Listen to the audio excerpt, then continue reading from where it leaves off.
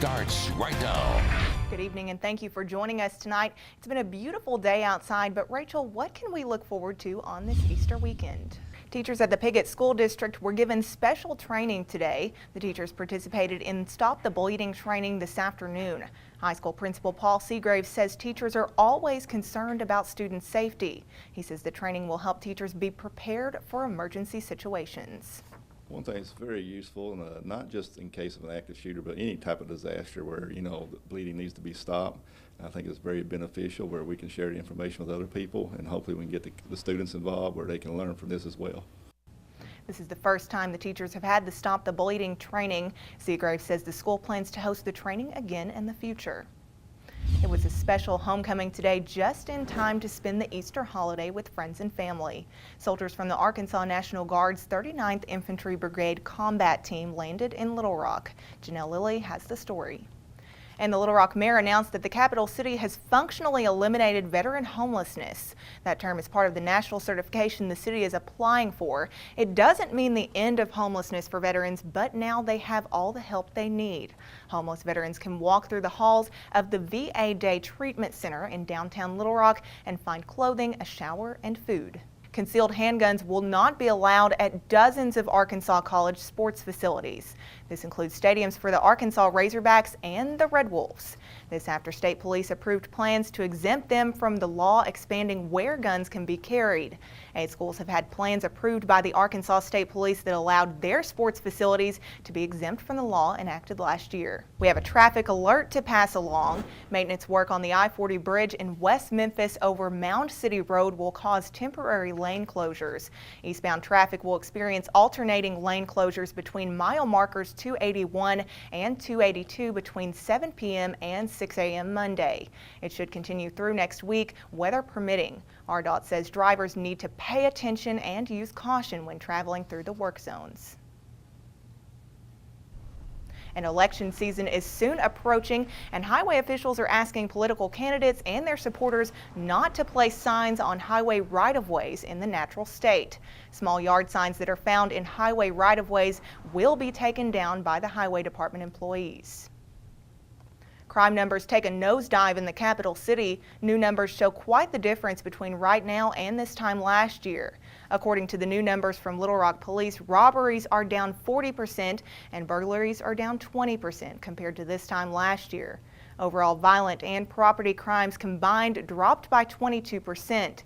Lieutenant Michael Ford credits active officers and active citizens. A rural Arkansas town shaken but not broken months after losing its mayor who ran the city for 6 decades. For the first time since President Eisenhower ran the country, a new mayor is running Casa, Arkansas. The 91-year-old mayor died a few months ago, but Alan Harris's legacy hasn't faded, and neither has the strength of the town. He's helped to make us stronger, because he was over the town for so long, and is what made it run. We just have to carry on. The city is working to get a new sign for the park. Casa interim mayor says he's not running in November when Harris's term would have been up. Tomorrow, the Arkansas Fallen Firefighters Memorial will remember 7 people who have died in the line of duty. For the first time, 3 of those firefighters will be remembered for having passed away from in the line of duty cancers. Sherry McFatridge was a longtime volunteer firefighter working in Redfield for 28 years. The same year she died from lymphoma, the Arkansas legislature decided if a firefighter dies of cancer, they could be considered killed in the line of duty. She kind of broke the road with the line of duty death for the cancer, being one of the first ones to ever apply in the state for that. She was exposed to several things, as a firefighter. The 28 years of service, small communities didn't have the resources or money to necessarily address some of them issues. Along with being honored, the family says they can also get compensation benefits. Workers are busy putting on the finishing touches on the I Am a Man Plaza. Right now, the blue tarp covers the I Am a Man statue. The statue will be unveiled during a dedication ceremony on April 5th. Martin Luther Carradine is the owner of the construction company overseeing the project. He says that getting the opportunity to work on the I Am the Man Plaza is something he'll cherish forever. People come out here and literally start crying. I've had them workers and subcontractors find people's name on the wall that they didn't realize was there, and literally have been brought to tears. The statue will be unveiled on Thursday, April 5th. Schools in Kentucky's largest public school district are looking rather dark after an unexpected shutdown due to teacher absences. At least 8 schools across the district closed due to widespread absences among teachers. Some were angered by the legislature's passage of a pension overhaul.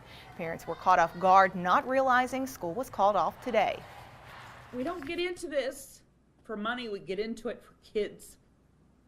And I don't take this position lightly. Kentucky Education Association President Stephanie Winkler held a news conference to talk about the bill and how it affects the hiring of new qualified teachers. Top stories tonight. Caruthersville police are on the scene of a shooting that injured one person.